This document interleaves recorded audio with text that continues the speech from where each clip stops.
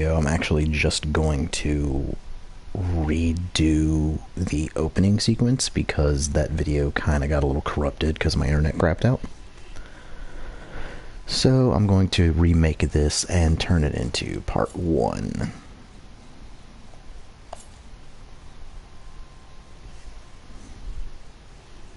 So this will just reintroduce the story elements.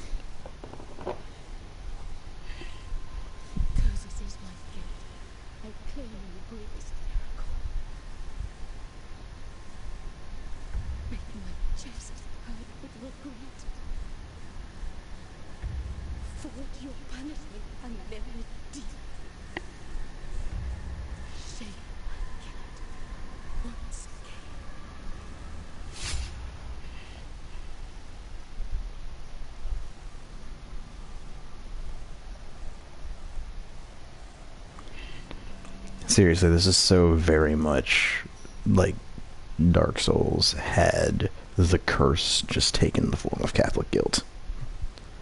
And I absolutely love it.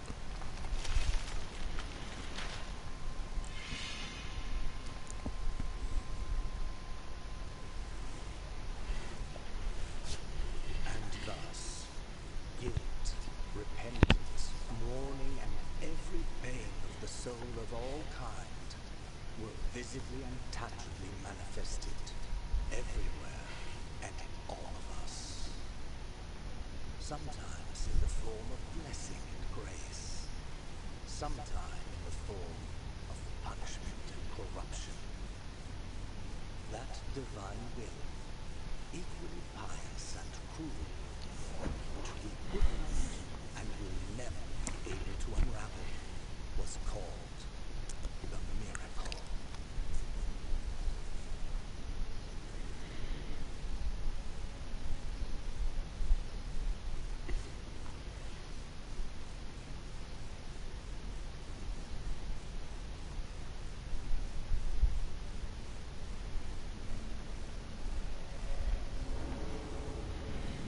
And yeah, so there's our playable character, the Penitent One.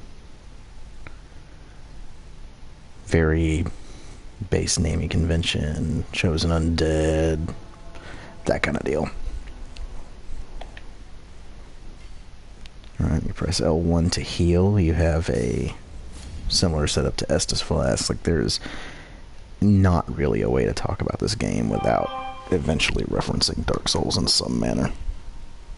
Just because the likeliness is not likeliness, the likeness is too much there. Like, I'm not doing it in a bad way either. I'm just doing it because I ridiculously respect the Souls series, and I love that this game took influence from it.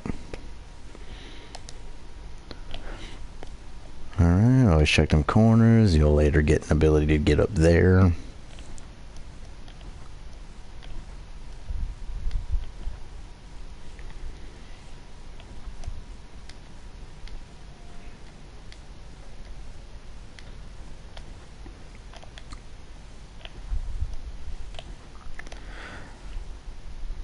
By the way, I'm not really talking much. I'm just saying the R2 is to slide. You press down and jump to descend platforms. Very much standard, like Castlevania layout. Here's your pre-adieu. You press triangle to rest the pre-adieu, saving your game and refilling your health and flasks. Upon death, you will respond to the last visitor pre-adieu. Resting will cause enemies to respawn. These are your bonfires.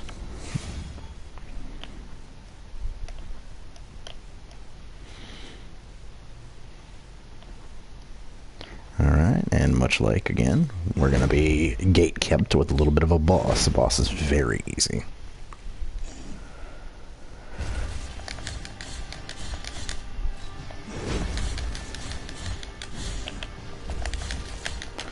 You just avoid his swings, and then slide under him.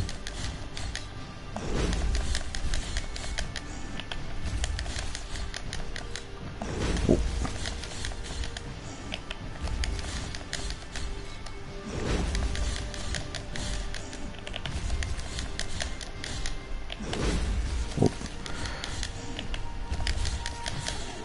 And there you go. That's it. I got hit twice, I think. Requiem Aeternum. It's not too hard, not too complicated.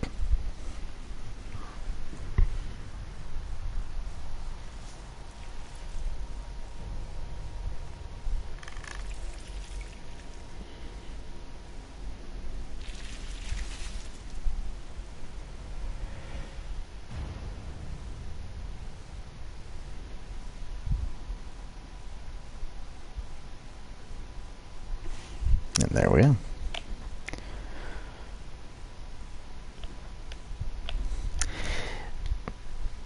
Like, I'll say it again in later parts, but I really think one of the biggest missed, I'm not going to say missed opportunities, but one of the things that I really wish this game had was a bestiary, because I would love to learn more about these enemy types and these bosses, but you just kind of don't get that. You need the key to the chamber of the eldest brother to open this door. Alright, break these. These are your little locking mechanics. A lot of times you'll unlock them from the other side, and that'll get your shortcut porn. And here's my boy!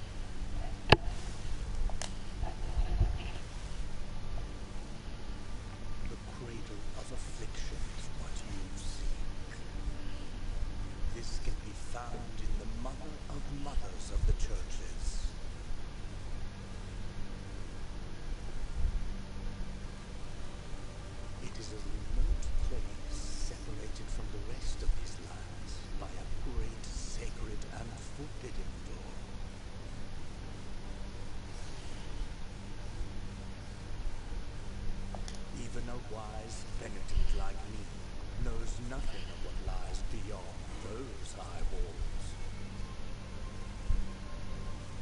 However, what I do know is that, according to the rule, one must carry out the 3 humiliations to gain access to what they guard. One of them must be performed in the high mountains, covered in thick blankets of snow. Another in the depths of a dark, entombed church where the sleeper lies. And the last one at the end of the trail, carved by moans that claw their way out of an iron spiral, in the bowels of a bed named Hopper that grows into the earth.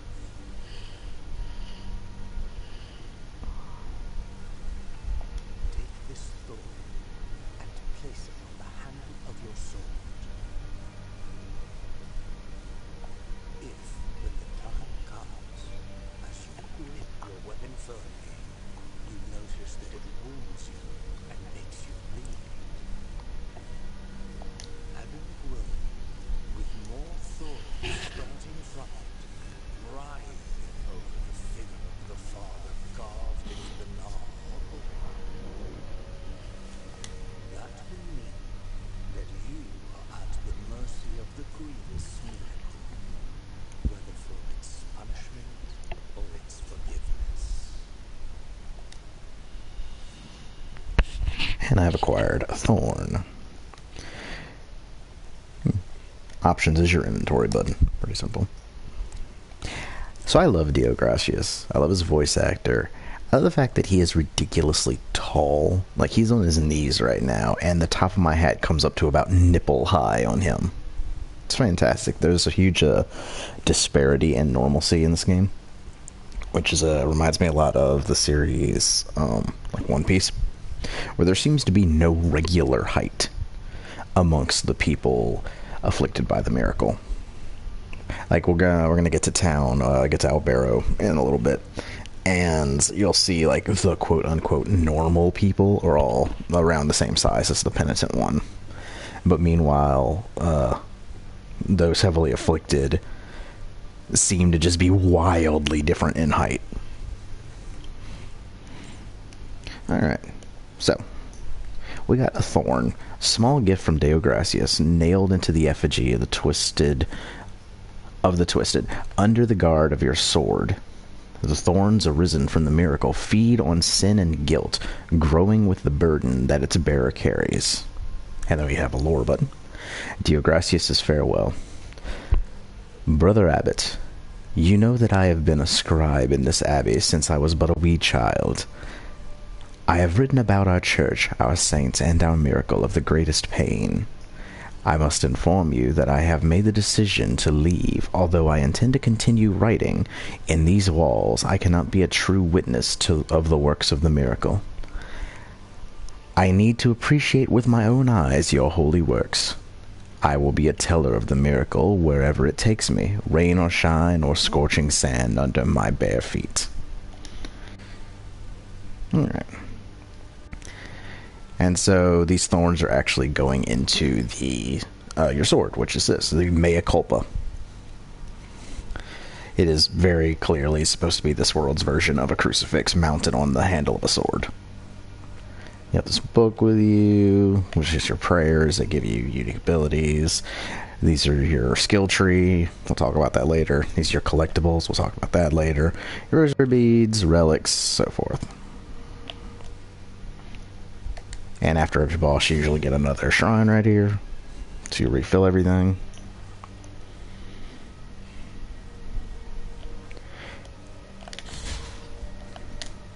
And I'm going to go ahead and get to Albero.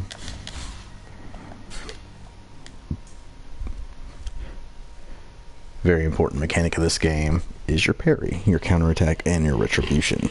Press R1 to parry. This maneuver allows you to counter weak attacks and deflect heavy strikes. So you reflect with R1 and they'll go into a vulnerable state and you can hit square to counterattack them. However, if you hit square again at the exact moment of impact, you can perform a retribution, which is a unique animation for every single enemy type.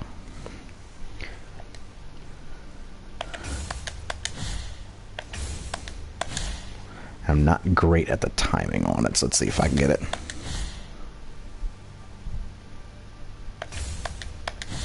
Here it is.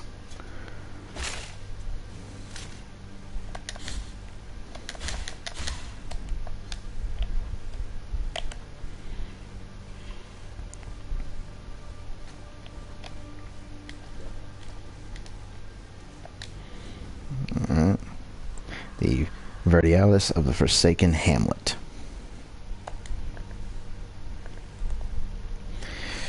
Verdialis of the Forsaken Hamlet, song that filled the air during the festivities of a lost village. Its power finds its way through the floor, continues through the walls and ceilings, harming the enemies of the penitent one. The ringing of a laced shell horn used to precede this chant, but now only silence remains. And then we'll check the lore. Whether in rain, sun, or wind, may this land blessed be. Whether walking or in deep sleep, may this land blessed be. Whether by day or in obscurity, may this land blessed be. So you go ahead and you equip that, and I'll show off what it do. It's a double-sided ground wave.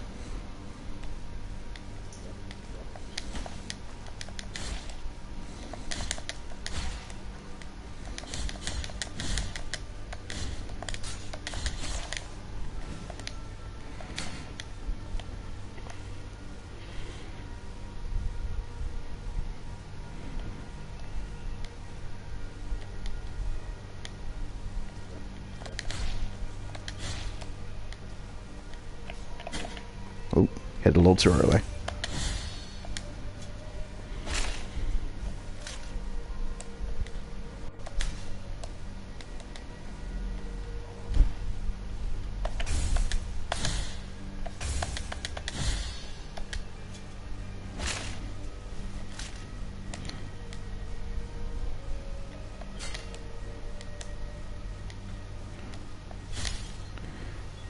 Alright.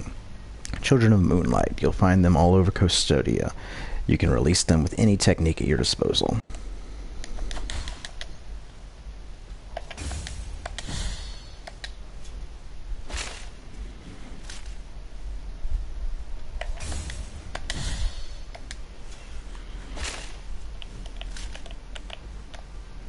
I don't necessarily know if there's any benefit to getting the Retribution Strike on the enemies. Like if it gives you more points of time. Oop, cutscene.